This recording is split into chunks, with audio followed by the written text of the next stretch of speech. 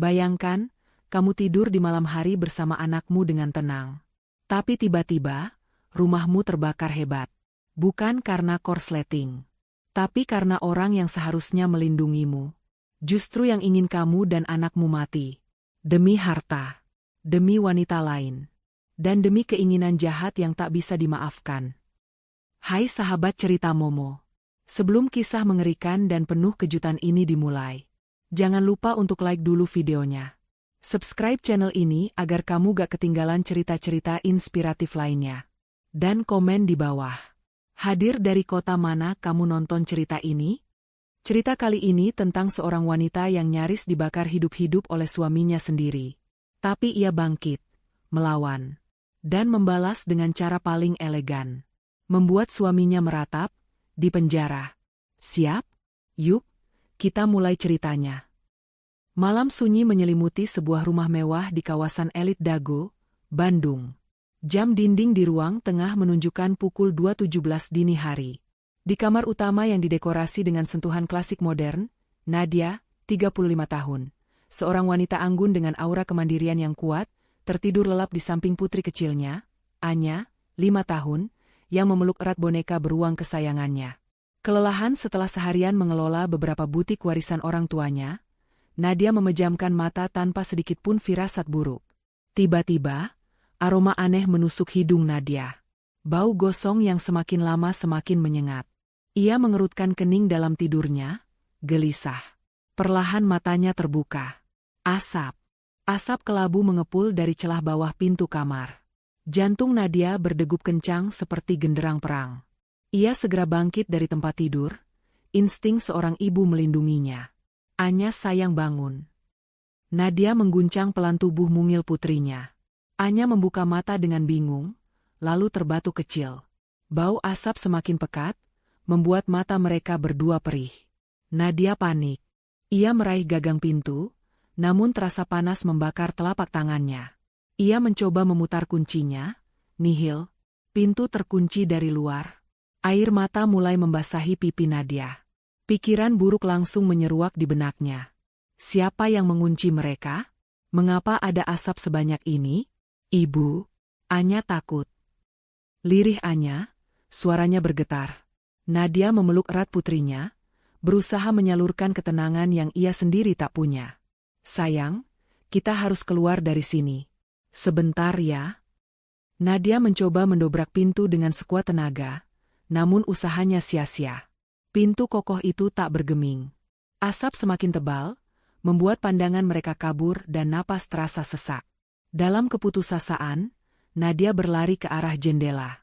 Dengan tangan gemetar, ia membuka paksa kuncinya. Udara malam yang dingin langsung menyerbu masuk, sedikit mengurangi kepulan asap di dalam kamar. Namun, mereka berada di lantai 2. Melompat ke bawah sama saja dengan bunuh diri. Tolong! Tolong! Ada kebakaran. Nadia berteriak sekuat tenaga dari jendela, berharap ada tetangga yang mendengar. Suaranya parau dan bercampur dengan batuk akibat asap yang terus menyesakkan. Beberapa saat yang terasa seperti keabadian berlalu. Tiba-tiba, terdengar suara gaduh dari luar. Beberapa tetangga yang rumahnya berdekatan rupanya terbangun, karena teriakan Nadia dan kobaran api yang mulai terlihat di beberapa bagian rumah. Nadia, kalian di mana? Terdengar suara Pak Rahmat, tetangga sebelah rumah yang dikenal sigap dan berani.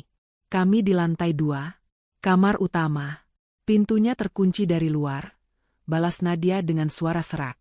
Tanpa menunggu lama, Pak Rahmat dan beberapa tetangga lainnya bergerak cepat. Mereka mencari tangga atau alat lain yang bisa digunakan untuk mencapai lantai 2. Sementara itu, api semakin membesar, menjilat dinding dan langit-langit rumah. Suara kayu retak yang terbakar dan pecahan kaca menambah kengerian suasana. Akhirnya, dengan bantuan beberapa warga yang membawa tangga, mereka berhasil mencapai jendela kamar Nadia. Pak Rahmat dengan hati-hati memecahkan kaca jendela dan membantu Nadia menggendong Anya keluar. Satu persatu, mereka berhasil turun dengan selamat, meski batuk-batuk dan wajah penuh jelaga. Nadia memeluk erat Anya, air mata tak tertahankan membasahi pipinya. Rasa syukur tak terhingga menyelimutinya karena mereka berdua selamat. Namun, di tengah rasa lega itu, ada kejanggalan yang mengusik pikirannya. Mengapa pintu kamarnya bisa terkunci dari luar? Setahunya, Doni, suaminya, sedang berada di luar kota sejak sore kemarin, ada urusan bisnis yang mendesak katanya. Dan alarm rumah, mengapa tidak berbunyi sama sekali? Padahal, sistem keamanan rumahnya termasuk yang paling canggih. Polisi dan petugas pemadam kebakaran tiba tak lama kemudian. Mereka segera melakukan tugasnya memadamkan api dan melakukan olah tempat kejadian perkara. Dugaan awal polisi adalah korsleting listrik menjadi penyebab kebakaran. Namun, Nadia tak bisa begitu saja menerima penjelasan itu. Ada sesuatu yang terasa janggal, sebuah firasat buruk yang semakin kuat mencengkeram hatinya. Sementara petugas sibuk bekerja, Nadia memperhatikan sekeliling rumahnya yang sudah hangus sebagian. Kenangan indah bersama Doni dan Anya seolah ikut terbakar menjadi abu. Tatapannya kosong. Namun di dalam hatinya, bara kecurigaan mulai menyala. Ia harus mencari tahu kebenaran di balik kebakaran ini. Ini bukan hanya tentang rumahnya yang hilang, tapi tentang nyawanya dan nyawa putrinya yang hampir melayang. Siapa dalang di balik semua ini? Dan mengapa? Nadia bertekad akan mengungkapnya, seberapapun pahit kenyataan yang akan ia hadapi. Malam yang seharusnya menjadi mimpi indah, berubah menjadi awal dari sebuah misteri yang kelam dan berbahaya. Pagi merambat perlahan, membawa serta dinginnya embun Bandung yang menusuk tulang, namun dinginnya tak seberapa dibandingkan dengan dinginnya hati Nadia. Api sudah berhasil dipadamkan, menyisakan puing dan arang yang mengepulkan asap tipis, menjadi saksi bisu horor malam itu. Petugas pemadam kebakaran dan polisi masih mondar-mandir, mendokumentasikan setiap detail. Nadia, yang kini duduk termangu di teras rumah Pak Rahmat dengan Anya yang tertidur pulas dalam pelukannya, menatap rumahnya yang hangus. Wajahnya pucat pasi, bukan hanya karena sisa asap yang terhirup, tapi juga karena kegelisahan yang menggerogoti jiwanya. Nadia, kamu tidak apa-apa? Butuh teh hangat? Bu Rahmat mendekat, menawarkan secangkir minuman hangat dengan tatapan prihatin. Nadia hanya mengangguk pelan, otaknya sibuk memutar ulang kejadian semalam. Pintu terkunci dari luar, alarm mati. Kejanggalan-kejanggalan itu terus berputar, membentuk lingkaran kecurigaan yang tak berujung. Ia meraih ponselnya, mencari nama Doni. Ia harus menghubungi suaminya. Mengapa Doni tidak menghubunginya? Harusnya, ia sudah tahu dari berita atau dari tetangga. Nadia menekan tombol panggil. 2 kali, 3 kali, tidak ada jawaban. Suara operator yang monoton hanya menambah kekesalan di hatinya. Kemana Doni di saat seperti ini? Doni adalah satu-satunya keluarga yang ia punya selain Anya. Ia butuh kehadirannya, setidaknya untuk menenangkan hatinya yang remuk redam. Akhirnya, di percobaan keempat, Doni mengangkat telepon. Suaranya terdengar serak, seperti baru bangun tidur. Halo, Nadia? Ada apa pagi-pagi begini? Jantung Nadia berdesir. Suara itu, tidak ada nada panik, tidak ada kekhawatiran yang berarti. Hanya nada terganggu. Doni, rumah kita terbakar. Ucap Nadia, suaranya tercekat. Hening sejenak di ujung telepon. Nadia menanti reaksi dramatis, teriakan terkejut, atau setidaknya pertanyaan bertubi-tubi. Namun, yang ia dapatkan hanyalah respons datar. Terbakar? Kok bisa? Korsleting mungkin, ya? Nadia terpaku. Ia tidak salah dengar. Suaminya tidak menunjukkan ekspresi kaget sama sekali. Bahkan nada bicaranya cenderung dingin, seolah yang terbakar itu bukan rumah mereka, bukan pula tempat di mana anak mereka hampir kehilangan nyawa. Tapi pintunya terkunci dari luar, Doni. Dan alarmnya tidak berbunyi. Aku dan Anya hampir saja. Sudahlah, jangan panik begitu. Itu pasti cuma kebetulan saja. Nanti aku coba urus asuransinya. Kamu tenang saja di sana. Potong Doni cepat, terkesan meremehkan. Aku masih ada meeting penting di luar kota. Mungkin lusa baru bisa kembali. Kamu dan Anya menginap saja dulu di rumah Pak Rahmat, ya. Atau kalau mau, cari hotel yang nyaman. Doni, kau tidak akan pulang sekarang juga? Ini darurat. Anya trauma. Teriak Nadia, tak percaya dengan perkataan suaminya. Air mata kemarahan dan kekecewaan bercampur jadi satu. Aku sudah bilang, aku sibuk. Bisnis tidak bisa ditinggal. Kamu urus saja dulu. Nanti akan aku telepon lagi, ucap Doni, lalu tiba-tiba sambungan terputus. Nadia menatap layar ponselnya yang gelap. Marah, kecewa, dan kini, ketakutan mulai merayapi benaknya. Sikap Doni benar-benar mencurigakan. Ini bukan Doni yang ia kenal. Bukan Doni yang dulu selalu panik jika Anya demam sedikit saja. Perubahan sikapnya begitu drastis, seolah ia tak peduli dengan musibah yang baru saja mereka alami. Beberapa hari berikutnya, Nadia dan Anya menginap di rumah Pak Rahmat. Doni hanya menelepon sesekali, menanyakan kondisi mereka secara singkat, tanpa menunjukkan keinginan untuk pulang atau membantu mengurus rumah yang hangus. Setiap percakapan terasa hambar, bahkan cenderung dingin. Rasa curiga Nadia semakin memuncak saat ia mendengar sepintas percakapan Doni dengan seseorang di telepon, entah siapa. Doni menyebutkan tentang polis asuransi yang sudah dinaikkan preminya. Jantung Nadia serasa diremas. Asuransi rumah? Ia tidak pernah merasa menyetujui kenaikan premi asuransi apapun. Selama ini, Doni memang mengelola semua keuangan rumah tangga, tetapi untuk hal sepenting asuransi rumah, ia selalu berdiskusi dengannya. Malam itu, setelah Anya tidur, Nadia membuka laptopnya. Dengan tangan gemetar, ia mulai mencari tahu tentang asuransi rumah mereka. Ia ingat Doni pernah menyebut nama perusahaan asuransi tersebut. Dengan sedikit keberanian, Nadia mencoba mengakses portal nasabah menggunakan data-data yang ia ingat. Setelah beberapa kali mencoba, ia berhasil masuk. Matanya terbelalak melihat detail polis asuransi rumah mereka. Benar saja. Premi asuransi telah dinaikkan secara signifikan 3 bulan lalu, dengan nilai pertanggungan yang jauh lebih besar dari sebelumnya, dan semua itu dilakukan atas nama Doni tanpa ada persetujuan atau tanda tangannya. Bahkan ada klausul baru yang mencurigakan tentang perlindungan terhadap kebakaran yang disengaja. Ini aneh. Sangat aneh. Firasat Nadia bukan lagi sekadar firasat. Ini adalah alarm bahaya yang berdering nyaring di telinganya. Ada sesuatu yang tidak beres. Sikap dingin Doni, pintu yang terkunci dari luar, alarm yang mati, dan kini, asuransi yang diubah secara sepihak. Potongan-potongan puzzle itu mulai membentuk sebuah gambaran mengerikan di benak Nadia. Ia teringat betapa Doni seringkali mengeluh tentang beban keuangan yang ia tanggung. Padahal, Nadia tahu betul, pendapatan Doni sebagai manajer proyek tidaklah kecil. Ditambah lagi ia sendiri punya pemasukan dari butik-butiknya dan harta warisan orang tuanya yang cukup besar. Apakah ini ada hubungannya dengan semua itu? Nadia menggertakkan giginya.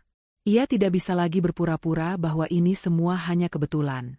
Ia harus menyelidiki lebih jauh, mencari tahu apa yang sebenarnya direncanakan Doni. Demi dirinya, demi Anya, ia tidak akan membiarkan kebenaran ini terkubur. Ia harus kuat, sekuat baja, karena ia tahu, apapun yang akan ia temukan nanti, pasti akan menghancurkan hatinya. Tapi ia sudah tidak punya pilihan. Demi keselamatan putri kecilnya, ia akan menghadapi segala kemungkinan. Ia menarik napas dalam, membulatkan tekad. Permainan baru saja dimulai. Doni, kau sudah membangunkan singa betina yang sedang tidur. Keesokan harinya, Bandung diselimuti mendung. Langit kelabu seolah mencerminkan perasaan Nadia yang kalut. Malam itu, setelah menemukan bukti perubahan polis asuransi, Nadia tak bisa tidur. Pikirannya terus berputar, mencoba menyatukan kepingan-kepingan puzzle yang terasa begitu janggal. Ia tahu, ia tidak bisa menghadapi ini sendirian. Ia butuh bantuan seseorang yang bisa ia percaya sepenuhnya, seseorang yang cerdas dan loyal. Nama Sarah, 35 tahun, langsung terlintas di benaknya. Sarah adalah sahabat Nadia sejak bangku kuliah, seorang konsultan keuangan sekaligus detektif amatir yang sangat cerdik. Jika ada seseorang yang bisa membantunya mencari tahu kebenaran, itu pasti Sarah. Pagi-pagi sekali, Nadia menelepon Sarah. Sarah, aku butuh bantuanmu. Mendesak. Ini tentang Doni dan kebakaran rumah. Nadia langsung pada intinya, suaranya tercekat menahan emosi. Nadia, ada apa? Kamu baik-baik saja? Anya? Sarah terdengar panik. Ia sudah mendengar berita kebakaran dari media lokal, tapi ia tidak tahu detailnya. Aku dan Anya selamat. Tapi, aku curiga ini bukan kecelakaan biasa. Sarah. Aku menemukan sesuatu yang aneh. Bisakah kita bertemu sekarang juga? Aku akan ceritakan semuanya. Sarah tanpa ragu langsung menyetujui. Mereka bertemu di sebuah kafe terpencil yang jauh dari keramaian, di kawasan Dago Atas, berharap bisa bicara tanpa gangguan. Di sana, di tengah aroma kopi yang hangat, Nadia menumpahkan semua kecurigaan dan temuannya. Mulai dari pintu yang terkunci, alarm yang mati, sikap dingin Doni, hingga penemuan polis asuransi yang diubah secara sepihak. Mata Sarah membulat. Ini serius, Nadia. Sangat serius. Kalau dugaanku benar, ini bukan hanya masalah asuransi, tapi percobaan pembunuhan. Nadia mengangguk, air mata menetes. Aku tahu, Sarah. Aku tahu. Makanya aku takut. Aku butuh kamu untuk membantuku mengumpulkan lebih banyak bukti. Aku tidak bisa melaporkan ini ke polisi hanya dengan kecurigaan dan data asuransi. Doni pasti akan memutarbalikkan fakta. Sarah mengusap bahu Nadia. Tenang, aku akan bantu. Kita akan mencari tahu sampai ke akar-akarnya. Apa yang bisa aku bantu pertama kali? Nadia menarik napas dalam. Aku butuh akses ke catatan keuangan Doni, transaksi kartu kreditnya, dan mungkin riwayat komunikasinya. Aku tahu dia agak tertutup soal itu, tapi aku curiga dia punya pengeluaran aneh belakangan ini. Terutama yang terkait dengan benda-benda mudah terbakar. Sarah mengangguk. Itu bisa diusahakan. Aku punya kenalan di bank dan juga perusahaan telekomunikasi yang cukup fleksibel. Tapi ini akan memakan waktu. Sementara itu, kamu harus tetap tenang, jangan sampai Doni curiga kalau kamu sedang menyelidiki. Selama beberapa hari berikutnya, Nadia berpura-pura bersikap biasa saja di depan Doni yang akhirnya pulang ke Bandung, meskipun hanya sebentar. Doni datang dengan wajah lesu yang dibuat-buat, mengucapkan kata maaf seadanya karena kesibukan yang tak bisa ia tinggalkan. Nadia menelan pahitnya sandiwara ini, membalas dengan senyum tipis dan jawaban singkat, seolah ia masih trauma dan tak ingin banyak bicara. Doni sepertinya puas dengan reaksi Nadia, berpikir rencananya berjalan mulus.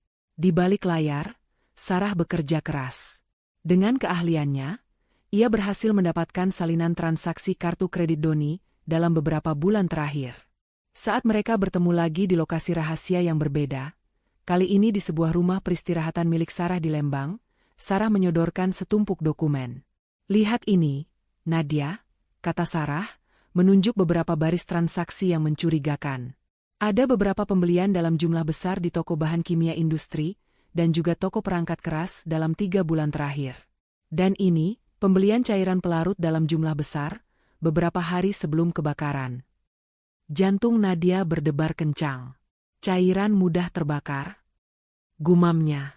Ini bukan kebetulan. Ini adalah bukti yang sangat konkret. Tak hanya itu, Sarah juga berhasil melacak riwayat komunikasi Doni. Ia menemukan nomor telepon asing yang paling sering dihubungi Doni, bahkan di jam-jam larut malam. Nomor ini sangat aktif, Nadia. Doni sering telepon dan SMS ke nomor ini. Dan sepertinya ini bukan nomor relasi bisnisnya. Nadia mencoba menekan nomor itu dari ponselnya. Sebuah suara wanita menjawab dengan nada manja. Halo, sayang. Nadia langsung memutus sambungan. Wajahnya memerah padam. Itu bukan suara perempuan yang dikenalnya. Itu suara seorang wanita simpanan. Rasa sakit yang luar biasa menghantamnya, lebih parah dari rasa sakit akibat kebakaran. Suaminya berniat membunuhnya, dan ternyata ada wanita lain di baliknya. Sarah melihat reaksi Nadia. Aku juga mencurigai ada pihak ketiga. Aku coba lacak nomor ini. Namanya Retha. Dan dia bukan orang sembarangan. Dia punya catatan kriminal kecil di masa lalu. Penipuan, penggelapan. Retha? Nadia mencoba mengingat. Nama itu asing baginya. Jadi, Doni tidak hanya berencana membunuhku, tapi dia juga berselingkuh. Suara Nadia bergetar menahan tangis. Dia ingin menguasai hartaku dan menikah dengan wanita itu. Itu kemungkinan terbesarnya, jawab Sarah, nada suaranya penuh empati. Tapi kita butuh bukti yang lebih kuat lagi untuk menyeret mereka ke jalur hukum. Rekaman percakapan, mungkin? Atau bukti transfer uang. Nadia menatap tumpukan bukti di depannya. Salinan surat asuransi yang diubah, daftar transaksi pembelian cairan mudah terbakar, dan nomor telepon selingkuhan Doni. Rasa sakit dan amarah bercampur aduk. Namun ia berusaha tetap tenang. Demi Anya, ia tidak boleh goyah. Aku akan memasang alat perekam di rumah sisa kebakaran, Sarah, kata Nadia, suaranya penuh tekad. Aku yakin Doni akan kembali untuk memeriksa sesuatu atau berbicara dengan Redha tentang rencananya. Aku akan berpura-pura kembali ke rumah untuk mengurus sisa-sisa harta, dan aku akan pasang alat itu. Kita harus mendapatkan pengakuan dari mulutnya sendiri. Sarah menatap Nadia dengan kagum. Kamu sangat berani, Nadia. Tapi ini berbahaya. Doni sudah terbukti nekat. Jangan sampai dia tahu kamu sedang menyelidikinya. Aku akan hati-hati, jawab Nadia tegas. Aku sudah muak dengan sandiwara ini. Aku akan mencari tahu semuanya. Sampai ke akar-akarnya. Doni harus membayar mahal atas apa yang dia lakukan padaku dan Anya. Malam itu, Nadia menyusun strategi dengan hati-hati bersama Sarah. Mereka menyiapkan alat perekam mini yang canggih. Nadia tahu, risiko yang ia ambil sangat besar, namun ia tak punya pilihan. Ia harus bertindak. Senyuman palsu, sikap trauma yang ia tunjukkan pada Doni akan menjadi senjatanya. Ia akan membiarkan Doni merasa di atas angin, hingga saat yang tepat tiba, ia akan menjatuhkannya dengan semua bukti yang ia kumpulkan. Pertarungan ini bukan hanya tentang membalas dendam, tapi tentang menegakkan keadilan dan melindungi masa depan putrinya. Doni, kau akan menyesali hari ketika kau mencoba membakar hidupku. Beberapa hari setelah percakapannya dengan Sarah, Nadia mulai melancarkan rencananya. Dengan dalih ingin mengambil beberapa dokumen penting dan barang-barang yang masih bisa diselamatkan dari sisa kebakaran, Nadia kembali ke rumahnya yang kini tinggal puing. Doni, yang masih sesekali datang untuk mengurus klaim asuransi, tidak curiga sama sekali. Ia bahkan membantu Nadia membuka beberapa bagian yang tertutup, tanpa tahu bahwa setiap gerakannya sedang diawasi. Di tengah kesibukannya yang tampak wajar, Nadia dengan lihai memasang alat perekam mini di beberapa sudut strategis rumah yang masih utuh, terutama di ruang kerja Doni dan ruang keluarga yang sering ia gunakan untuk menelepon. Alat itu sangat kecil, nyaris tak terlihat, disamarkan di balik sisa-sisa dekorasi yang hangus. Ia juga memasang kamera tersembunyi berukuran pinhole di lokasi yang sama, terhubung dengan server aman yang bisa diakses Sarah dari jarak jauh. Ketegangan menyelimuti setiap gerakannya, namun tekadnya lebih besar dari rasa takut. Tak butuh waktu lama. 2 hari setelah pemasangan, Sarah mengirimkan sebuah pesan singkat kepada Nadia. Dapat sesuatu penting.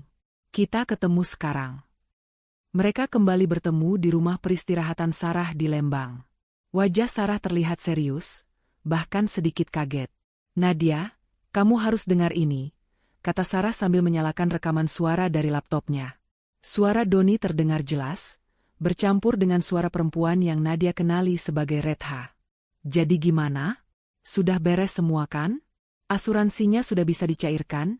Itu suara Redha, terdengar tidak sabar. Sabar dulu, Ta. Polisi masih penyelidikan. Mereka menduga korsleting, tapi aku harus hati-hati. Nadia itu licik, dia pasti akan curiga kalau terlalu cepat. Suara Doni menjawab dengan tenang, terlalu tenang untuk seseorang yang rumahnya baru terbakar. Jantung Nadia berpacu kencang. Ini dia. Pengakuan itu. Licik apanya? Dia kan sudah trauma begitu. Kan sudah kubilang. Kita buat dia meninggal cepat biar semua harta Nadia bisa kita kuasai. Lalu kita bisa menikah tanpa ada yang menghalangi. Nada Redha terdengar sinis dan kejam. Ya, aku tahu. Tapi harus sabar. Lagi pula, aku sudah naikkan polis asuransinya jauh-jauh hari. Jumlahnya lumayan besar. Cukup untuk kita hidup mewah dan mulai usaha baru. Doni tertawa kecil, tawa yang menusuk hati Nadia. Baguslah kalau begitu. Aku sudah siapkan segalanya untuk pernikahan kita nanti. Gak sabar mau jadi nyonya besar, menikmati semua properti Nadia itu. Redha menambahkan, suaranya dipenuhi ambisi. Nadia tercekat. Seluruh tubuhnya lemas. Rekaman itu adalah pukulan telak yang menghancurkan sisa-sisa kepercayaannya pada Doni. Suaminya benar-benar ingin membunuhnya dan hanya demi harta dan wanita lain. Rasa sakit itu tak terlukiskan. Air mata menetes deras, bukan lagi air mata kesedihan, tapi amarah yang membara. Ini lebih dari cukup, Nadia, kata Sarah, mematikan rekaman. Wajahnya juga tampak geram. Ini adalah bukti kuat perencanaan pembunuhan, pembakaran, dan penipuan. Aku tidak percaya dia tega melakukan ini. Bisik Nadia, suaranya nyaris tak terdengar. Kamu harus kuat, Nadia. Sekarang saatnya kita bertindak, desak Sarah. Aku akan menyiapkan semua bukti ini, termasuk bukti transaksi pembelian cairan mudah terbakar yang kita temukan. Kita akan bawa ini semua ke kepolisian. Tanpa membuang waktu, mereka segera mendatangi kantor polisi terdekat di Bandung. Nadia, ditemani Sarah, menyerahkan semua bukti yang telah mereka kumpulkan. Rekaman suara percakapan Doni dan Retha, salinan polis asuransi yang diubah, serta bukti transaksi pembelian cairan yang dicurigai sebagai pemicu kebakaran. Polisi mendengarkan dengan saksama. Awalnya, mereka sedikit skeptis karena dugaan awal adalah korsleting. Namun, setelah mendengarkan rekaman suara dan melihat bukti-bukti fisik, raut wajah mereka berubah serius. Ini adalah bukti yang sangat kuat, Bu Nadia, ujar seorang penyidik senior, Bapak Budi. Terima kasih atas keberanian Anda. Kami akan segera memproses ini. Kami akan memanggil Doni untuk dimintai keterangan. Kami juga akan melakukan penyelidikan ulang di lokasi kejadian, mencari sisa-sisa cairan pembakar itu. Nadia mengangguk. Hatinya sedikit lega.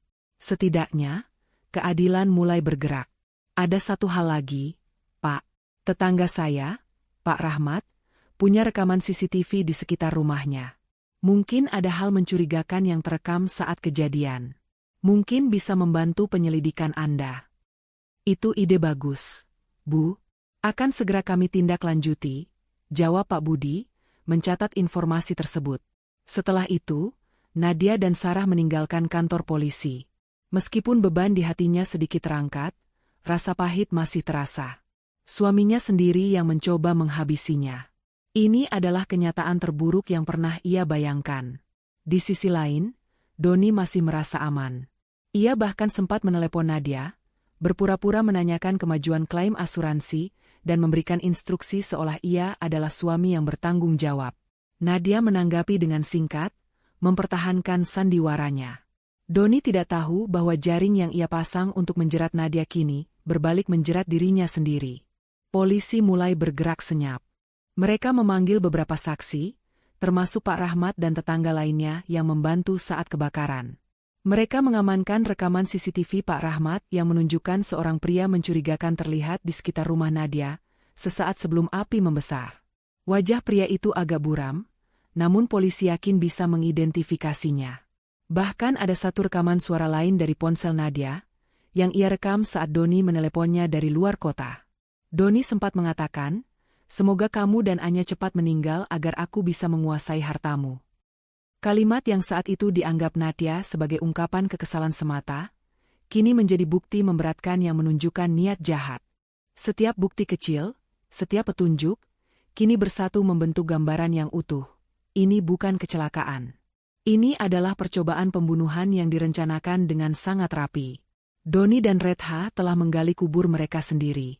Dan Nadia, yang dulu hampir menjadi korban, kini bangkit menjadi saksi kunci yang akan membawa mereka ke hadapan hukum. Permainan telah berakhir, Doni. Sekarang giliranmu yang akan merasakan panasnya api. Bab 5, Pelakor Sebenarnya. Setelah menyerahkan semua bukti ke polisi, Nadia merasa sedikit lega, meskipun hatinya masih diliputi rasa nyeri dan amarah. Malam itu, ia tak bisa tidur nyenyak. Bayangan Doni, suaminya, yang selama ini ia kira mencintainya, kini berubah menjadi sosok mengerikan yang tega merencanakan kematiannya dan Anya. Ia juga tak bisa berhenti memikirkan Retha, wanita selingkuhan Doni, yang suaranya terdengar begitu kejam dalam rekaman. Siapakah Retha sebenarnya? Keesokan harinya, Nadia menghubungi Sarah lagi. "Sarah, aku butuh lebih banyak informasi tentang Retha. Aku tidak bisa berhenti memikirkannya. Siapa dia sebenarnya? Mengapa dia begitu membenci aku sampai ingin aku meninggal? Sarah menghela napas. Aku sudah menduganya, Nadia. Aku sudah mulai mencari tahu lebih dalam tentang Redha ini. Data yang kudapat cukup mengejutkan. Mereka kembali bertemu di sebuah tempat yang aman, jauh dari jangkauan Doni dan Redha. Sarah membuka laptopnya, menampilkan beberapa dokumen dan foto. Redha adalah Redha Anggraini, usianya sekitar 30 tahun. Dulunya dia punya catatan kriminal. Kasus penipuan kecil dan penggelapan dana di beberapa perusahaan tempat dia bekerja sebelumnya. Nadia menatap foto Redha di layar. Wajahnya cantik, dengan senyum tipis yang kini terlihat mengerikan di mata Nadia. Jadi dia memang penipu. Bukan hanya itu, lanjut Sarah. Redha ini punya koneksi yang tidak sehat. Dia dikenal sebagai penjebak pria kaya di lingkaran sosial tertentu. Dia mendekati pria-pria berduit, memanipulasi mereka, lalu menguras harta mereka. Dia sangat licin, Nadia. Sulit sekali menjeratnya secara hukum karena dia selalu bergerak di balik bayangan. Jantung Nadia berdesir. Ini menjelaskan banyak hal. Jadi, dia mendekati Doni bukan karena cinta, tapi karena tahu Doni adalah suamiku yang punya akses ke hartaku. Sarah mengangguk. Itu dugaanku. Dan dugaanku semakin kuat setelah aku menemukan sesuatu yang lain. Sarah memperbesar sebuah artikel berita lama. Lihat ini. 8 tahun lalu, ada berita tentang kecelakaan tragis yang menimpa seorang konglomerat tekstil di Jakarta. Seluruh keluarganya meninggal, kecuali satu anak perempuan yang selamat tapi kemudian menghilang dari publik. Anak perempuan itu adalah Nadia, pewaris tunggal kekayaan orang tuanya. Berita ini tidak terlalu viral, hanya di kalangan tertentu. Tapi Redha, dia sangat detail dalam mencari informasi tentang calon targetnya. Nadia terdiam, terkejut. Kisah hidupnya yang kelam, yang selama ini ia coba kubur dalam-dalam, kini kembali diungkit. Kecelakaan yang merenggut kedua orang tuanya saat ia masih remaja, meninggalkan trauma mendalam dan warisan yang sangat besar. Ia selalu berusaha hidup sederhana, dan tidak terlalu menonjolkan kekayaannya. Bagaimana Redha bisa tahu? Redha ini, dia punya mata-mata di mana-mana. Dia juga sangat lihai dalam menggali informasi latar belakang. Aku yakin dia sudah tahu sejak awal bahwa kamu adalah pewaris tunggal kekayaan orang tuamu. Jelas Sarah. Dia melihat Doni sebagai jalan pintas untuk mendapatkan semua itu. Dia memanfaatkan kelemahan Doni, mungkin sifat serakahnya, untuk merancang semua ini. Rasa mual menyeruak di perut Nadia. Jadi, Doni bukan hanya berselingkuh, tapi ia juga menjadi pion dalam rencana licik Redha. Ia dijadikan alat untuk menghabisi Nadia demi harta. Betapa butanya ia selama ini. Doni yang ia pikir mencintainya, ternyata hanya menginginkan hartanya. Dan Redha, wanita itu, adalah dalang di balik semua kekejaman ini. Mereka bahkan sudah menyiapkan pernikahan diam-diam setelah aku tewas, kata Nadia, mengulang kalimat Doni di rekaman yang ia dengar. Suaranya penuh luka. Sarah mengangguk sedih. Itu yang paling mengerikan. Mereka sangat percaya diri rencananya akan berhasil. Mereka sudah menyewa sebuah villa kecil di luar kota, di daerah yang agak terpencil, untuk melangsungkan pernikahan. Semua detailnya sudah diatur, seolah mereka sudah yakin kamu dan Anya tidak akan selamat dari kebakaran itu. Nadia mengepalkan tangannya. Amarah membakar ubun-ubunnya. Jadi, mereka tidak hanya ingin aku meninggal, tapi mereka juga ingin merayakan kematianku dengan pernikahan mereka. Kejam. Benar-benar kejam. Aku tahu ini berat, Nadia, kata Sarah, meraih tangan Nadia. Tapi kamu harus kuat. Ini adalah bukti paling kuat yang kita butuhkan. Bukti niat jahat dan perencanaan matang. Ini akan sangat membantu polisi. Aku tidak akan membiarkan mereka hidup bahagia di atas penderitaanku, ucap Nadia dengan mata berkaca-kaca, namun sorotnya penuh keteguhan. Aku akan pastikan mereka mendapatkan balasan yang setimpal. Mereka harus tahu siapa Nadia yang sebenarnya. Sarah tersenyum tipis. Itu baru Nadia yang kukenal. Sekarang, yang harus kita lakukan adalah membiarkan polisi bekerja. Tapi, kita juga harus bersiap. Setelah ini, mereka pasti akan mencoba bergerak cepat. Mungkin mereka akan mempercepat pernikahan mereka, atau mencoba kabur jika mereka tahu polisi mulai mendekat. Bagus, kata Nadia, mengusap air matanya. Biarkan mereka merasa aman. Biarkan mereka merencanakan pernikahan mereka.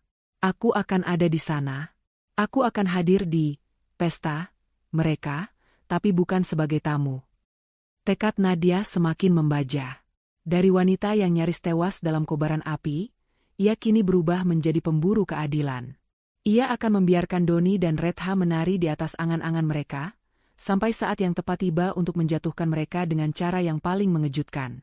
Ia akan memastikan bahwa pernikahan impian mereka akan menjadi mimpi buruk terburuk dalam hidup mereka. Dan karma akan bekerja dengan caranya sendiri, lebih kejam dari api yang mereka nyalakan. Waktu terus berjalan, membawa Nadia semakin dekat pada hari pembalasan. Doni dan Retha, yang masih merasa di atas angin, semakin gencar merencanakan pernikahan mereka.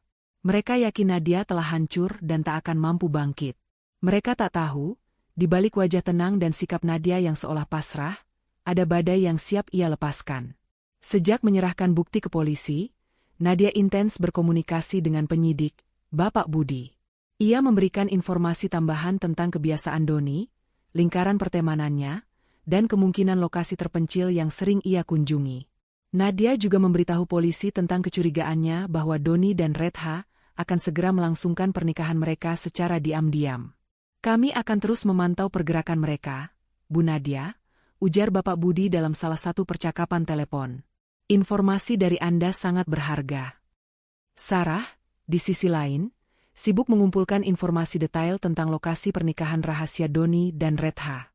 Dengan kemampuan investigasinya, ia berhasil melacak pemesanan catering dan dekorasi atas nama Doni, mengarahkannya ke sebuah villa mewah terpencil di daerah Pangalengan, Bandung Selatan.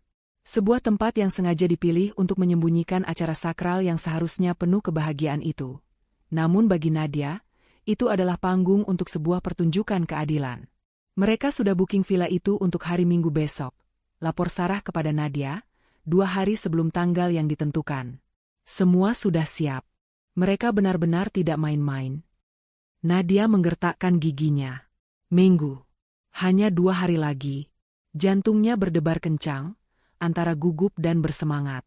Ia membayangkan bagaimana wajah Doni dan Retha akan terlihat ketika ia muncul di hadapan mereka. Aku butuh satu hal lagi, Sarah, kata Nadia. Aku ingin penampilanku sempurna di hari itu. Aku akan datang sebagai Nadia yang baru, bukan Nadia yang lemah. Sarah tersenyum penuh arti. Paham. Mari kita siapkan. Maka, 2 hari itu, Nadia tidak hanya mempersiapkan mental, tetapi juga penampilannya. Ia pergi ke salon terbaik di Bandung, mengubah gaya rambutnya, memilih riasan yang menonjolkan ketegasan matanya, dan membeli gaun terbaik yang ia miliki. Bukan gaun pengantin, tentu saja, tapi gaun koktail berwarna gelap yang elegan, memancarkan aura kekuatan dan misteri. Ini bukan lagi Nadia yang rapuh setelah kebakaran, ini adalah Nadia yang siap bertarung. Hari H tiba.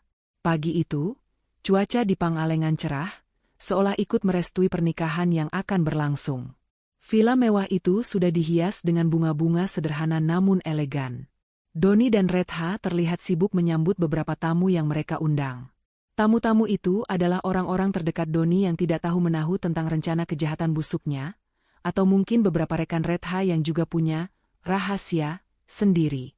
Retha mengenakan gaun pengantin sederhana berwarna putih gading, wajahnya tampak berseri-seri. Ia tak henti-hentinya tersenyum dan tertawa, membayangkan hidup mewah yang akan menantinya. Doni, meskipun tampak sedikit tegang, juga berusaha menampilkan wajah bahagia.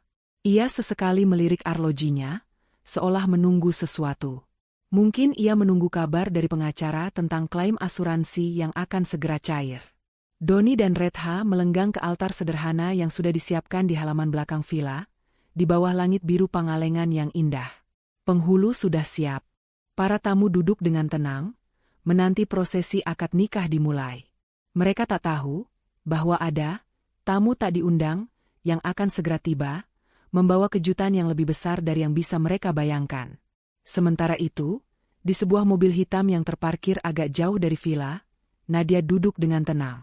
Ia mengenakan gaunnya, rambutnya tertata rapi, dan riasan wajahnya sempurna. Di sampingnya, Sarah menggenggam tangannya erat. Di belakang mobil mereka, ada beberapa mobil polisi yang juga berhenti, menunggu isyarat. "Kamu siap, Nadia?" tanya Sarah, suaranya pelan. Nadia menatap pantulan dirinya di kaca spion, sorot matanya tajam dan penuh tekad. "Lebih dari siap, Sarah. Ini saatnya." Ia teringat kembali percakapan Doni dan Retha di rekaman. "Kita buat dia meninggal cepat biar semua harta Nadia bisa kita kuasai. Lalu kita bisa menikah tanpa ada yang menghalangi." Tidak akan. Doni dan Retha tidak akan bisa menikmati itu. Bukan hari ini, bukan di bawah pengawasannya. Doni dan Retha sudah berdiri di hadapan penghulu. Doni mengucapkan ijab kabul dengan suara lantang, mengira kebahagiaan sudah di pelupuk mata. Senyum puas terukir di bibir Retha. Mereka mengira semua rintangan sudah disingkirkan, terutama Nadia yang mereka yakini telah hancur oleh musibah dan trauma. "Saya terima nikah dan kawinnya Retha Anggraini binti." Tepat pada saat itu, mesin mobil Nadia menyala. Ia mengemudi perlahan, diikuti oleh mobil-mobil polisi di belakangnya. Musik lembut yang mengiringi akad nikah tiba-tiba terhenti. Semua mata tamu tertuju pada gerbang masuk villa. Sebuah mobil hitam berhenti di depan villa. Nadia keluar dari mobil dengan anggun. Rambutnya berkibar ditiup angin sejuk Pangalengan, gaunnya memancarkan aura misterius. Ia berjalan tegap, wajahnya datar, namun matanya menyala penuh amarah dan kekuatan. Di belakangnya, puluhan polisi berseragam biru tua keluar dari mobil-mobil mereka, dengan wajah serius dan langkah sigap. Seluruh tamu tersentak. Penghulu menghentikan ucapannya. Doni dan Retha, yang baru saja hendak menyatukan hidup, terdiam mematung. Wajah mereka yang semula berseri-seri, kini pucat pasi, tak percaya dengan pemandangan di depan mata mereka. "Nadia?" bisik Doni, suaranya bergetar hebat, seolah melihat hantu. Retha pun terpaku, senyumnya lenyap. Matanya membelalak, menyadari bahwa rencana busuk mereka telah terbongkar. Pesta pernikahan yang seharusnya menjadi puncak kebahagiaan mereka, kini berubah menjadi adegan paling mengerikan dalam hidup mereka. Dan di tengah kerumunan yang tercengang, Nadia berdiri tegak, siap memberikan hadiah terburuk bagi mantan suami dan selingkuhannya itu. Pertunjukan sesungguhnya baru saja dimulai. Suasana di Villa Pangalengan mendadak hening, dipecah hanya oleh deru angin pegunungan dan bisikan-bisikan tertahan dari para tamu. Semua mata terpaku pada Nadia, yang berdiri tegak di ambang pintu masuk, diapit oleh puluhan polisi berseragam lengkap. Aura kekuatan terpancar dari dirinya, memadamkan semua kemeriahan pernikahan yang baru saja hendak dimulai. Doni dan Retha, yang semula berdiri di altar dengan senyum bahagia, kini membeku, wajah mereka pias seperti melihat arwah gentayangan. "Nadia?" Doni akhirnya memecah keheningan, suaranya tercekat tak percaya. Bagaimana bisa kamu ada di sini?" Nadia melangkah maju, setiap langkahnya terasa seperti palu godam yang menghantam bumi. Matanya menatap lurus ke arah Doni, tak ada lagi cinta, hanya bara api kemarahan dan kekecewaan. "Bagaimana bisa aku ada di sini?" Nadia tersenyum sinis, senyum yang sama sekali tidak bersahabat. "Tentu saja aku datang. Aku tidak akan melewatkan pesta yang kalian siapkan khusus untuk merayakan kematianku, bukan?" Retha melangkah mundur, mencoba bersembunyi di balik tubuh Doni. Wajahnya yang semula cantik kini tampak ketakutan, bibirnya bergetar. "Apa-apaan ini, Doni? Kenapa dia di sini?" "Diam, Retha." Doni membentak, keringat dingin membasahi pelipisnya. Ia berusaha mempertahankan ketenangannya, meskipun tubuhnya sudah bergetar hebat. "Nadia, ini pasti salah paham. Kamu sudah salah sangka." "Salah sangka?" Nadia tertawa sinis, tawa yang menusuk tulang. "Setelah kalian berdua berencana membakar aku dan anakku hidup-hidup, setelah kalian mendiskusikan bagaimana cara menguasai hartaku setelah aku tewas, dan setelah kau, Doni, dengan teganya menaikkan polis asuransi rumah demi sejumlah uang haram itu, kau masih bilang salah sangka." Sebelum Doni sempat membantah, Bapak Budi, penyidik senior yang memimpin tim polisi, melangkah maju. Suaranya lantang dan tegas, memenuhi seluruh ruangan. Doni Permana dan Retha Anggraini. Atas nama hukum, kami menangkap kalian berdua atas tuduhan percobaan pembunuhan berencana, pembakaran, dan penipuan asuransi. Seketika, villa itu riuh. Tamu-tamu mulai berbisik-bisik, beberapa di antaranya berdiri dari tempat duduk mereka dengan wajah terkejut dan bingung. Doni dan Retha terpaku di tempat, seolah tak bisa bergerak. Tidak, ini fitnah. Aku tidak melakukan itu, teriak Doni, berusaha melepaskan diri dari dua polisi yang sigap memborgol tangannya. Nadia, kau menjebakku. Kau ingin menghancurkanku. Menjebak? Nadia melangkah lebih dekat, menatap langsung ke mata Doni yang penuh ketakutan. Aku hanya mengungkap kebenaran, Doni. Kebenaran yang kau coba kubur bersama nyawaku dan Anya. Rekaman percakapanmu dengan Retha, bukti transfer uang untuk pembelian cairan pembakar, dan rekaman CCTV yang menunjukkan keberadaanmu di rumah sesaat sebelum api membesar. Semua ada. Retha, yang kini juga diborgol, mencoba memberontak. Tidak, ini tidak mungkin. Jangan sentuh aku. Aku tidak bersalah. Nyonya Retha Anggraini, Anda punya catatan kriminal di masa lalu, bukan? Tanya Bapak Budi datar. Dan kami punya bukti kuat bahwa Anda adalah dalang utama di balik rencana jahat ini, yang memanfaatkan Doni Permana demi menguasai harta korban. Mendengar itu, beberapa tamu yang mengenal Doni mulai saling pandang, raut wajah mereka berubah dari kaget menjadi jijik. Mereka baru menyadari bahwa pernikahan yang mereka hadiri ini adalah bagian dari skenario kejahatan yang mengerikan. Beberapa kerabat Doni yang tadinya datang untuk memberi selamat, kini memalingkan wajah, merasa malu dan jijik dengan perbuatan Doni. Doni, kenapa kau melakukan ini? Teriak salah seorang tamu, kerabat Doni. Doni menatap Nadia dengan penuh kebencian dan penyesalan. Kau akan menyesal, Nadia. Kau akan menyesal telah menghancurkanku. Aku yang akan menyesal? Nadia menggelengkan kepala, air matanya kini mengalir, tapi bukan karena kesedihan, melainkan karena kelegaan dan kekuatan yang baru. Yang akan menyesal adalah kalian berdua, Doni dan Retha. Kalian mencoba membunuhku dan putriku. Kalian akan mendapatkan balasan yang setimpal. Dengan sigap, polisi membawa Doni dan Retha keluar dari villa yang semula menjadi saksi bisu pernikahan impian mereka, kini berubah menjadi lokasi penangkapan yang memalukan. Keduanya digiring menuju mobil polisi, disaksikan oleh tamu-tamu yang tercengang dan sorot mata tajam Nadia. Pernikahan yang harusnya dipenuhi janji suci, berakhir menjadi aib yang tak terlupakan. Rencana keji Doni dan Retha untuk hidup mewah di atas penderitaan Nadia kini hancur berkeping-keping.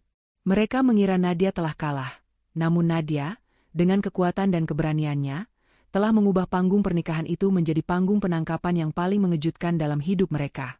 Keadilan akhirnya menunjukkan taringnya, di momen yang paling tidak terduga bagi para pelaku kejahatan. Penangkapan Doni dan Retha di hari pernikahan mereka sontak menjadi berita utama di Bandung. Kisah tragis kebakaran dan plot keji di baliknya menyebar cepat, menjadi buah bibir di mana-mana. Bagi Nadia, perhatian publik ini adalah pedang bermata dua. Ia harus menghadapi sorotan, namun di sisi lain, ia tahu ini penting agar kebenaran terungkap sepenuhnya. Minggu-minggu berlalu dengan cepat, disibukkan dengan proses penyidikan dan persiapan persidangan. Nadia dan Sarah bekerja sama erat dengan pihak kepolisian dan jaksa penuntut umum. Setiap bukti, setiap detail, dianalisis dan dipersiapkan untuk diajukan di meja hijau. Akhirnya, hari yang dinantikan tiba, sidang perdana kasus percobaan pembunuhan dan pembakaran yang melibatkan Doni Permana dan Retha Anggraini. Ruang sidang di Pengadilan Negeri Bandung penuh sesak. Wartawan membanjiri area tersebut, kamera berkedip-kedip tak henti.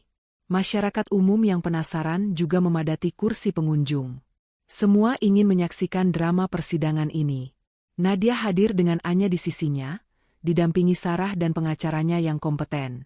Ia tampil tenang, meski di dalam hatinya badai emosi masih bergejolak. Ia harus kuat, demi Anya, dan demi keadilan.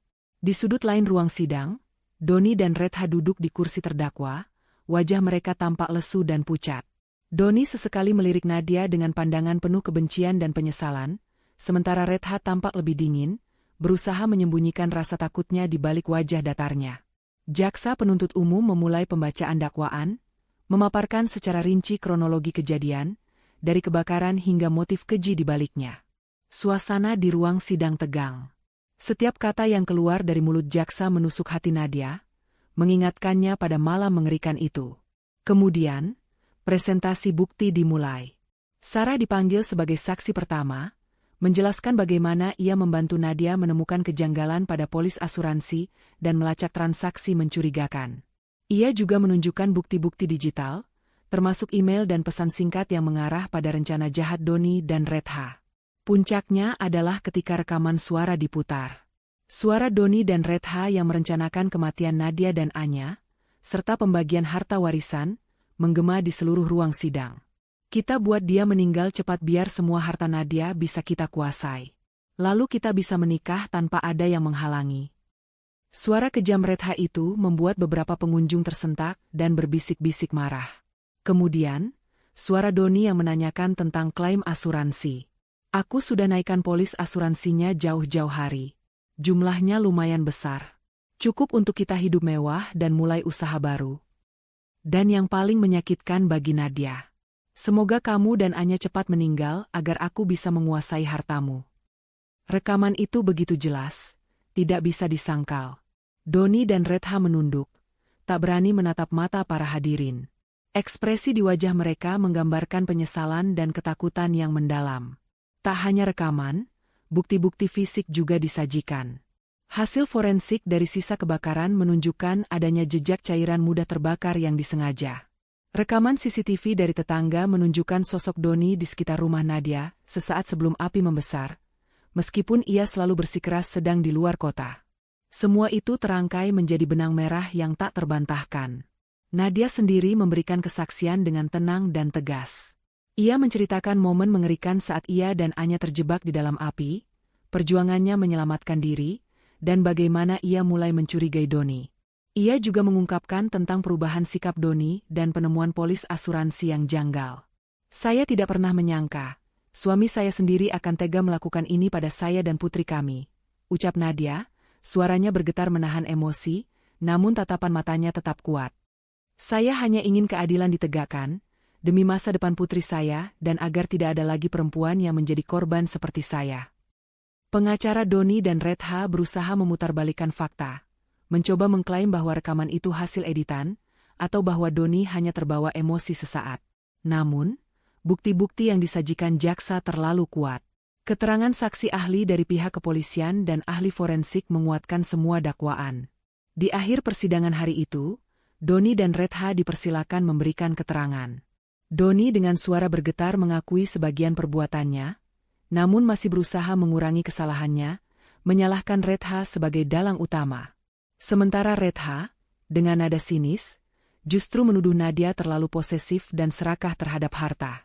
Saya hanya ingin hidup tenang dan bahagia dengan Doni, kata Redha, mencoba menarik simpati, namun air mata buaya yang ia tumpahkan tidak berhasil menipu siapapun. Hidup tenang dengan membunuh ibu dan anak, tanya jaksa dengan nada tajam, itu bukan ketenangan, itu adalah kejahatan keji, Nyonya. Sidang ditunda untuk dilanjutkan pada pekan berikutnya, dengan agenda pembacaan tuntutan dan putusan. Selama persidangan, Nadia tetap teguh, tidak menunjukkan kelemahan. Demi anaknya dan masa depan yang lebih baik, ia harus memastikan para pelakunya mendapatkan hukuman yang setimpal. Rasa sakit itu mungkin tak akan pernah hilang. Tapi kebenaran telah terungkap. Dan itu adalah kemenangan pertama bagi Nadia. Setelah melalui serangkaian persidangan yang melelahkan, hari putusan tiba. Ketegangan memenuhi ruang sidang. Sorot kamera wartawan kembali membanjiri, menyorot setiap ekspresi yang terpancar di wajah Nadia, Doni, dan Redha. Nadia, ditemani Sarah dan pengacaranya, duduk dengan tegar, hatinya berdebar tak karuan. Ini adalah momen penentuan. Doni dan Redha memasuki ruang sidang dengan kawalan ketat. Wajah mereka terlihat lebih kurus dan kusam, bekas tekanan selama proses hukum. Doni sesekali melirik Nadia dengan tatapan yang sulit diartikan, campuran penyesalan, kebencian, dan mungkin sedikit ketakutan. Retha tampak lebih tegang, sesekali membasahi bibirnya yang kering. Majelis hakim memasuki ruangan, dan semua yang hadir berdiri. Suasana hening mencekam. Ketua majelis hakim mulai membacakan putusan dengan suara jelas dan berwibawa. Setiap kata yang terucap terasa seperti vonis mati bagi Doni dan Retha, namun menjadi simfoni keadilan bagi Nadia. Hakim memaparkan secara rinci semua bukti yang telah diajukan. Rekaman suara percakapan Doni dan Retha yang merencanakan pembunuhan, hasil forensik yang menunjukkan pembakaran disengaja, bukti transaksi pembelian cairan mudah terbakar, rekaman CCTV yang menunjukkan Doni di lokasi kejadian, dan kesaksian Nadia yang kredibel. Semua itu menguatkan dakwaan jaksa penuntut umum. Berdasarkan fakta-fakta yang terungkap di persidangan, ujar hakim, majelis hakim menyatakan terdakwa Doni Permana dan terdakwa Retha Anggraini terbukti secara sah dan meyakinkan bersalah melakukan tindak pidana percobaan pembunuhan berencana, pembakaran, dan penipuan asuransi, sebagaimana diatur dalam pasal-pasal yang berlaku. Jantung Nadia berdesir. Rasa lega perlahan menyelimuti dirinya. Oleh karena itu, lanjut hakim, suaranya semakin menggelegar, majelis hakim menjatuhkan pidana penjara selama 15 tahun kepada terdakwa Doni Permana, dan pidana penjara selama 18 tahun kepada terdakwa Retha Anggraini.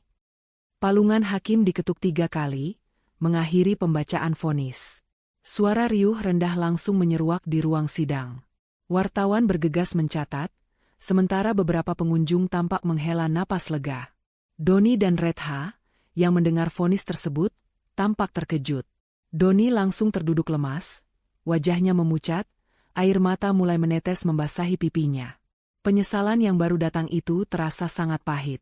Retha, meskipun berusaha mempertahankan wajah datarnya, tak bisa menyembunyikan getaran di tangannya. Nadia menutup matanya sejenak. Air mata ikut menetes. Namun kali ini adalah air mata kelegaan yang luar biasa. Keadilan telah ditegakkan. Mereka akan membayar mahal atas perbuatan keji mereka. Setelah vonis dijatuhkan, proses hukum Nadia belum sepenuhnya selesai. Ia segera mengajukan gugatan cerai terhadap Doni. Pengacara Nadia dengan sigap mengurus semua dokumen dan proses perceraian. Karena semua aset yang berusaha Doni kuasai, rumah, butik, dan properti lainnya, secara hukum adalah milik Nadia sebagai warisan dari orang tuanya, maka tidak ada harta gonogini yang bisa dibagi. Doni tidak memiliki klaim apapun atas kekayaan Nadia. Di persidangan cerai, Doni yang sudah dalam status narapidana, hanya bisa pasrah. Ia tak bisa membantah bukti-bukti kepemilikan harta yang sah atas nama Nadia. Hakim mengabulkan gugatan cerai Nadia, dan secara resmi memutuskan ikatan pernikahan mereka. Doni diceraikan. Ia tidak mendapatkan 1 sen pun dari harta yang ia incar mati-matian, bahkan sampai mencoba membunuh istri dan anaknya sendiri. Di balik jeruji besi, Doni hanya bisa menangis dan menyesali perbuatannya.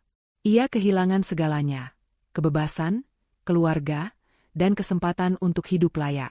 Wanita yang ia selingkuhi, Retha, juga terpenjara di balik dinding yang sama, meratapi nasibnya yang hancur.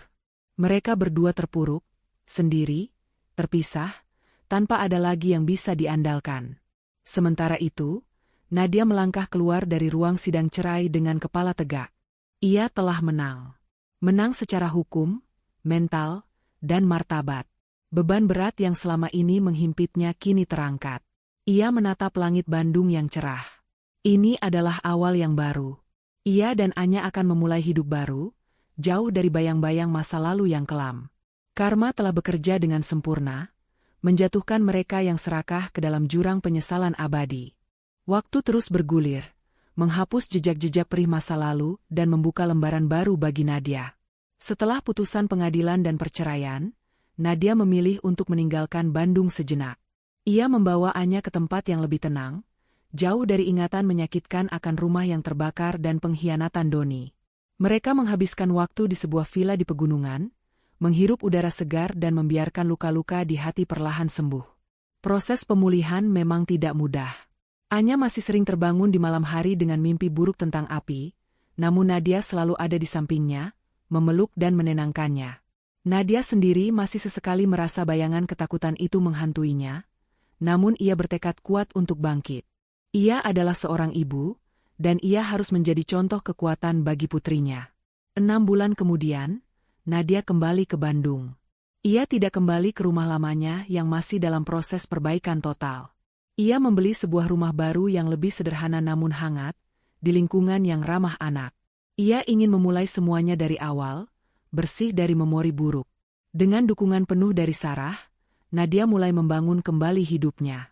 Ia kembali mengelola butik-butik warisannya, yang sempat terabaikan selama masa sulit. Kekuatan dan keteguhannya dalam menghadapi cobaan berat ini justru memberinya inspirasi baru. Ia menyadari bahwa banyak perempuan di luar sana yang mungkin mengalami nasib serupa, menjadi korban kekerasan domestik, pengkhianatan, atau penipuan. Dari sanalah, sebuah ide besar muncul di benak Nadia. Ia memutuskan untuk menggunakan sebagian harta warisan orang tuanya, bukan untuk hidup berfoya-foya, melainkan untuk tujuan mulia. Dengan bantuan Sarah dan beberapa relasi, Nadia mendirikan sebuah yayasan pelita harapan wanita. Yayasan ini berfokus pada pemberian bantuan hukum, konseling psikologis, serta pelatihan keterampilan bagi para perempuan korban kekerasan dan pengkhianatan, agar mereka bisa bangkit dan mandiri seperti dirinya. Acara peresmian Yayasan Pelita Harapan Wanita dihadiri banyak orang. Anya, yang kini sudah jauh lebih ceria, ikut mendampingi Nadia. Dalam pidatonya, Nadia menceritakan secara singkat kisah pahit yang pernah ia alami. Ia berbicara dengan suara mantap, tanpa ragu, tanpa air mata, melainkan dengan sorot mata penuh kekuatan. "Dulu, saya hampir kehilangan segalanya," ujar Nadia di depan mikrofon, "nyawa saya, nyawa anak saya, dan keyakinan saya pada kebaikan manusia. Tapi saya belajar bahwa dari kehancuran, kita bisa membangun kembali sesuatu yang lebih kuat dan lebih berarti. Saya berharap, yayasan ini bisa menjadi pelita bagi para wanita yang sedang berjuang dalam kegelapan, membantu mereka menemukan kembali harapan dan kekuatan dalam diri mereka." Tepuk tangan meriah menyambut pidato Nadia. Banyak perempuan yang terinspirasi, beberapa di antaranya meneteskan air mata haru. Nadia bukan lagi hanya seorang korban. Ia kini adalah simbol kekuatan, inspirasi, dan harapan bagi banyak orang. Sementara itu, di balik dinding dingin penjara, Doni menjalani sisa hidupnya dalam penyesalan yang tak berujung. Ia sering terlihat murung, menyesali setiap keputusannya. Ia membayangkan hidup Nadia yang kini bahagia dan sukses, sementara dirinya terkurung, sendirian, tanpa harta, tanpa keluarga. Retha pun tak jauh berbeda. Kehidupan mewah yang ia impikan hancur menjadi debu. Mereka berdua ditinggalkan semua orang, merasakan karma yang datang di saat paling menyakitkan, tepat seperti yang Nadia duga. Nadia menjalani hidupnya dengan penuh makna. Ia mengabdikan diri untuk Yayasan Pelita Harapan Wanita, melihat langsung bagaimana yayasan itu mengubah hidup banyak perempuan. Ia bahagia bersama Anya, yang tumbuh menjadi anak perempuan yang kuat dan cerdas, dibesarkan oleh cinta dan keteladanan ibunya. Ia telah memenangkan segalanya, secara hukum, mental, dan martabat. Semua harta miliknya sah, dan ia menggunakannya untuk kebaikan. Doni dan Retha, sang penjahat dan pelakor, dijebloskan ke penjara, tak mendapatkan apapun dari kejahatan mereka. Kisah Nadia menjadi bukti nyata bahwa kejahatan tidak akan pernah menang, dan bahwa kekuatan seorang ibu adalah hal yang tak bisa dihancurkan.